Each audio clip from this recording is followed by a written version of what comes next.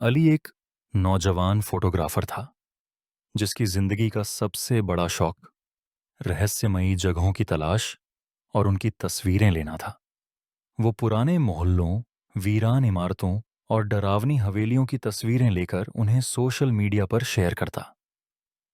अली की तस्वीरों में एक अजीब सी कशिश थी जिसकी वजह से लोग उसे खौफ का फोटोग्राफर कहने लगे थे। वो लाहौर के एक छोटे से इलाके में रहता था। उसका कमरा अलग अलग कैमरों, लेंस और डरावनी तस्वीरों से भरा हुआ था।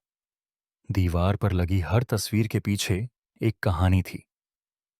कुछ तस्वीरों में सुनसान गलियां थीं, तो कुछ में पुरानी इमारतों की खिड़कियों से झांकती परछाइयां। अली का यह शौक बचपन से था। वो हमेशा अपने वालिद से पुराने किस्से सुना करता, जिनमें भूत प्रेत, साए और जिन्नात का जिक्र होता। उसका दिल हमेशा इन कहानियों की सच्चाई जानने को बेताब रहता। मगर इस शौक के पीछे एक गहरा राज छुपा था। अली के वालिद बचपन में एक हादसे का शिकार हो गए थे। वो एक पुरानी फैक्ट्री में काम करते थे जहां एक दिन आग लग गई।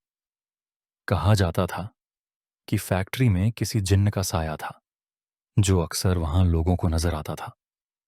अली के वालिद आग में झुलस गए, मगर उन्होंने हमेशा यही कहा कि आग खुद नहीं लगी, किसी ने लगाई थी। ये वाकया अली के दिल में हमेशा के लिए बस गया। वो जानना चाहता था कि क्या वाकई इन कहानियों में कोई सच्चाई थी या ये सिर्फ इंसानी भ्रम का नतीजा थी। एक दिन अली को एक पुराने किताबों के स्टोर से एक पीली रंग की किताब मिली जिस पर वक्त के धब्बे लगे थे। किताब का नाम था लापता रूहों की सरगुजश्त। इस किताब में पाकिस्तान के अलग अलग भूतिया जगहों की कहानियां दर्ज थीं। पन्ने पलटते हुए अली की नजर एक खास कहानी पर टिक गई। कहानी के मुताबिक ये हवेली एक अमीर इंसान जुल्फिकार खान की थी जो अपनी बीवी फातिमा और बेटी जैनब के साथ वहां रहता था। मगर एक दिन अचानक पूरी हवेली खामोश हो गई। कहा जाता है कि जैनब की रहस्यमयी मौत के बाद फातिमा पागल हो गई और जुल्फिकार ने खुद को कमरे में बंद कर लिया। कुछ दिनों बाद नौकरों ने उसका खून से लथपथ शव पाया। उसके बाद से हवेली को बंद कर दिया गया। लेकिन रात के वक़्त लोग दावा करते हैं कि वहां औरत के चीखने की आवाजें आती हैं और कभी-कभी खिड़कियों से कोई साया झांकता है। अली ने फैसला कर लिया कि वो इस जगह की सच्चाई अपनी आंखों से देखेगा। हमें रहीम यार खान जाना होगा। ये मौका हाथ से नहीं जाने देना चाहिए। फहद ने हिचकिचाते हुए कहा, अली, हम पहले भी कई जगह जा चुके हैं, मगर ये हवेली कुछ ज्यादा ही खतरनाक लगती है। वहां जाने का अंजाम भयानक हो सकता है। मगर अली ने मुस्कुराते हुए जवाब दिया, डर ही तो है जिसे हमें हराना है और सच्चाई को सामने लाना है। फहद ने आह भरी। वो जानता था कि अली को रोकना नामुमकिन है। ठीक है, मगर वादा करो कि अगर कुछ गलत लगा तो फौरन वापस आ जाएंगे। अली ने सिर हिला दिया। अगली सुबह वो दोनों अपनी गाड़ी में रवाना हो गए। रास्ते में अली के दिल में हजारों सवाल घूम रहे थे। क्या वाकई वो हवेली भूतिया थी? क्या किताब में लिखी बातें सच थीं? मगर वो ये नहीं जानता था कि ये सफर सिर्फ एक एडवेंचर नहीं, बल्कि एक ऐसा भयानक सपना बनने वाला था जिससे निकल पाना नामुमकिन होगा। वो दोनों अंदरूनी हॉल में पहुंचे जहां एक बड़ा फानूस छत से लटक रहा था, मगर उस पर जाले जमे हुए थे। दीवारों पर पुरानी तस्वीरें टंगी थीं, जिनमें एक युवा लड़की की तस्वीर भी थी। ये शायद ज़ैनब की फोटो है, फहद ने धीरे से कहा। आली ने तस्वीर को गौर से देखा। लड़की की आंखें उदास सी लग रही थीं, जैसे वो किसी रहस्य में कैद हो। अचानक आली को महसूस हुआ जैसे उसकी आंखें हिल रही हों। वह डर कर पीछे हट गया। क्या हुआ? फहद ने पूछा। कुछ नहीं, शायद मेरा भ्रम था। आली ने खुद को समझाया। मगर तभी एक जोरदार आवाज हुई और दरवाजा अपने आप बंद हो गया। हवा में एक अजीब सी सरसराहट होने लगी। दोनों ने डर भरी नजरों से एक दूसरे को देखा। यहां कुछ ठीक नहीं है, अली, फहद ने कहा। हमें आगे बढ़ना होगा, अली ने दृढ़ आवाज में कहा। वो दोनों सीढ़ियों से ऊपर की तरफ बढ़ने लगे। हर कदम पर लकड़ी की सीढ़ियां चरमराने लगीं, जैसे किसी की मौजूदगी उनके पीछे हो। हॉलवे में दोनों ओर कई दरवाजे थे। कौन सा कमरा ब्लड स्टेन था? फहाद ने घबराई आवाज में पूछा। बुक में लिखा था कि वो सबसे आखिरी में है, आली ने जवाब दिया। आखिरकार वो उस दरवाजे तक पहुंचे जिस पर लाल धब्बे थे। वो धब्बे सूखे हुए खून जैसे लग रहे थे। आली ने डरते हुए दरवाजे को छुआ और धीरे धीरे धक्का देकर खोला। कमरा पूरी तरह अंधेरा और ठंडा था। पर्दे हवा में हिल रहे थे, मगर सबसे भयावह दृश्य दीवारों पर था। खून से बने प्रतीक और मानव हाथों के निशान। ये कैसे हो सकता है? फहाद ने कांपती आवाज में कहा। आली ने तुरंत अपना कैमरा निकाला और तस्वीरें लेने की कोशिश की, मगर कैमरा ने काम करना बंद कर दिया। तभी एक जोरदार हंसी गूंजी और कमरे के कोने में एक काली परछाई दिखाई दी, जिसकी जलती हुई लाल आंखें अंगारों की तरह चमक रही थीं। ये मेरा घर है, एक गहरी आवाज गूंजी। आली और फहाद ने चीखने की कोशिश की, मगर उनकी आवाजें जैसे गले में अटक गईं। दरवाजा भी जोर से बंद हो चुका था और बाहर निकलने का कोई रास्ता नहीं था। हमें यहां से निकलना होगा, फहाद ने दीवार पर जोर से हाथ मारते हुए कहा। आली ने कांपते हाथों से अपनी जेब से तस्बीह निकाली और आयातुल कुर्सी पढ़ने लगा। परछाई ने एक भयावह चीख मारी और धीरे धीरे गायब होने लगी। जैसे ही आली ने आखिरी आयत पूरी की, दरवाजा अपने आप खुल गया। वो दोनों तेजी से बाहर भागे। हवेली के बाहर आकर भी उनकी सांसें तेज चल रही थीं। अली के माथे पर पसीना था और उसका चेहरा पीला पड़ गया था। फहाद बार बार पीछे देख रहा था, जैसे उसे लग रहा हो कि कोई उनका पीछा कर रहा है। अली, ये क्या था? क्या हमने जो देखा वो सच था? फहाद ने कांपती आवाज में पूछा। मुझे खुद कुछ समझ नहीं आ रहा, मगर एक बात पक्की है, वो जगह किसी भी तरह सामान्य नहीं थी। अली ने अपनी कार स्टार्ट की और होटल की तरफ चल पड़ा। रास्ते भर दोनों बिल्कुल शांत थे। फहाद का दिल अब भी तेजी से धड़क रहा था और अली के दिमाग में वही परछाई बार बार आ रही थी। होटल पहुंचने के बाद आली ने खुद को बेड पर गिरा दिया।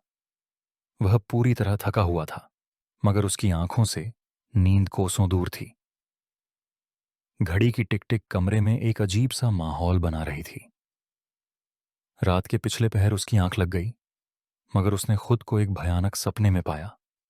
आली फिर से उसी हवेली में था। कमरे में वही खून से सनी दीवारें थीं।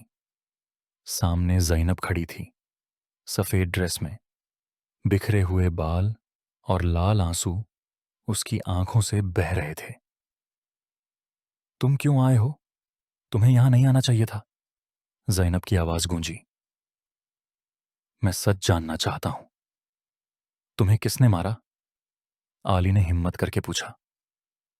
जैनब के होठों पर एक उदास मुस्कान आई। वो हवेली अब भी जुल्फिकार खान के गुनाहों का बोझ उठा रही है। मेरी मौत एक हादसा नहीं थी, बल्कि एक बदला था। आली ने हैरानी से पूछा। किसका बदला? जैनब ने कांपती आवाज में कहा। मां का। तभी जैनब का चेहरा अचानक डरावना हो गया। उसकी आंखें काली हो गईं और उसने एक भयानक हंसी लगाई। कमरे की दीवारें कांपने लगीं और खून फिर से टपकने लगा। अली ने चीखते हुए आंखें खोल दीं। उसका पूरा शरीर पसीने में भीगा हुआ था और दिल तेजी से धड़क रहा था। यह सपना था या हकीकत? अली ने खुद से सवाल किया। अगली सुबह फहाद ने अली के चेहरे पर फैले डर को महसूस किया। अली, तुम ठीक हो? फहाद ने पूछा। अली ने सिर झुकाकर कहा। फहाद, मैंने सपने में जैनब को देखा। वो सच कह रही थी। ये सब जुल्फिकर खान के गुनाहों का नतीजा है। फहाद चौंक कर बोला। लेकिन हमने तो सिर्फ कहानियां सुनी हैं। हमें वहां फिर से जाने की जरूरत नहीं है। मगर अली के अंदर की जिज्ञासा अब और बढ़ चुकी थी। मुझे इस कहानी का सच जानना है।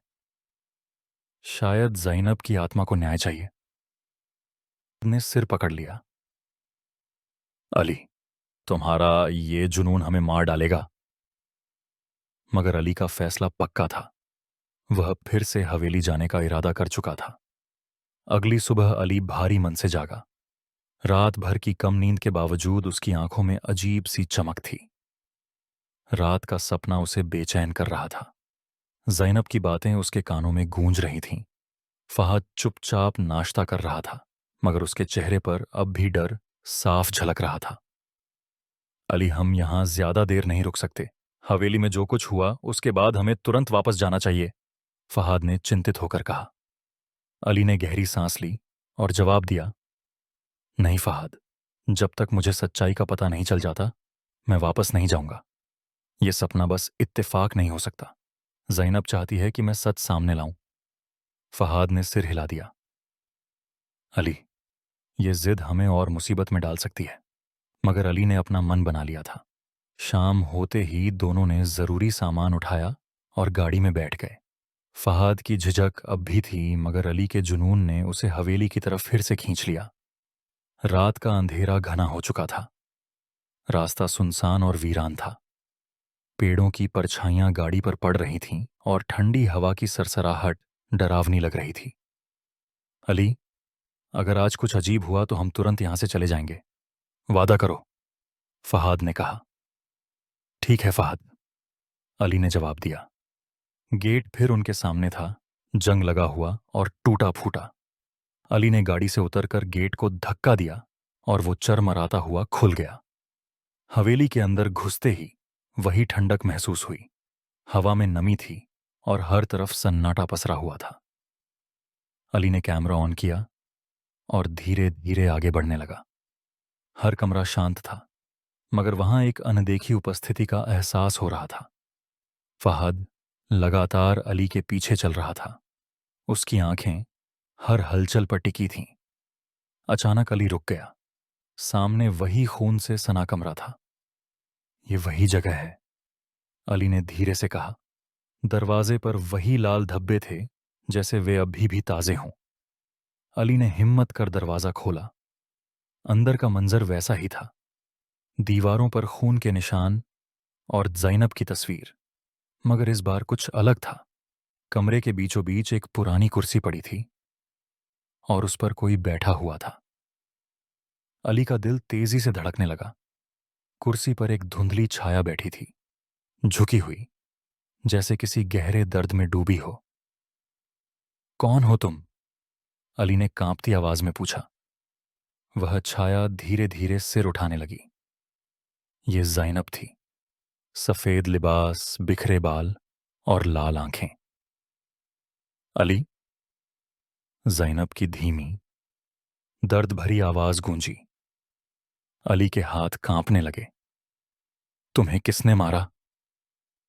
ज़ैनब की आंखों से आंसू बहने लगे। वो जिसने प्यार का दावा किया मगर नफरत का सबूत दिया। जुल्फिकर खान ने अपनी वासना में मुझे मार डाला। मेरी आत्मा अब तक कैद है। अली ने हैरानी से पूछा, मगर तुम्हारी आत्मा को शांति क्यों नहीं मिली? ज़ैनब ने धीमे स्वर में कहा, जब तक मेरा सच दुनिया के सामने नहीं आएगा मैं आजाद नहीं हो सकती। अली ने कहा, मैं तुम्हारा सच दुनिया को बताऊंगा ज़ैनब। इतना कहते ही ज़ैनब की छाया धीरे धीरे गायब हो गई। कमरे में मौजूद डर कम होने लगा और अली के दिल में अजीब सा सुकून आ गया। फहद ने अली का हाथ पकड़ा और कहा, चलो यहां से निकलते हैं। हवेली से बाहर निकलते वक्त अली के मन में बेचैनी बनी रही। ज़ैनब की कहानी जानने के बाद वो किसी भी कीमत पर इस रहस्य को उजागर करना चाहता था। होटल लौटने के बाद अली ने ज़ैनब की मौत के बारे में जानकारी जुटाने का फैसला किया। उसने पुराने अखबार और स्थानीय खबरों को खंगाला। आखिरकार उसे एक पुरानी रिपोर्ट मिल गई। हवेली में युवती की रहस्यमय मौत, पुलिस ने आत्महत्या करार दी। अली ने खबर को ध्यान से पढ़ा। उसमें ज़ैनब का नाम था, मगर कोई ठोस सबूत नहीं था। ये आत्महत्या नहीं थी, ये हत्या थी, अली ने खुद से कहा। आखिरकार ज़ैनब की आत्मा को न्याय मिला। पुलिस ने केस दोबारा खोला और जुल्फ़िकार खान के अपराध उजागर हुए। अली ने ज़ैनब को उसका खोया हुआ सम्मान दिलाया। रात में अली ने फिर से ज़ैनब को सपने में देखा। वो सफ़ेद लिबास में मुस्कुरा रही थी। धन्यवाद अली, तुमने मेरा बोझ हल्का कर दिया। अब मैं शांति से जा सकती हूं। अली की आंखों में आंसू आ गए। जाओ ज़ैनब, अब तुम आज़ाद हो। और उसी पल ज़ैनब की आत्मा रोशनी में विलीन हो गई। अली और फहाद अपने शहर लौट आए, मगर अली के दिल में सुकून था। उसने न सिर्फ एक आत्मा को शांति दी, बल्कि एक अन्याय को भी उजागर किया। कभी कभी जिंदगी में हमें उन कहानियों का हिस्सा बनना पड़ता है जो हमें हमेशा के लिए बदल देती हैं।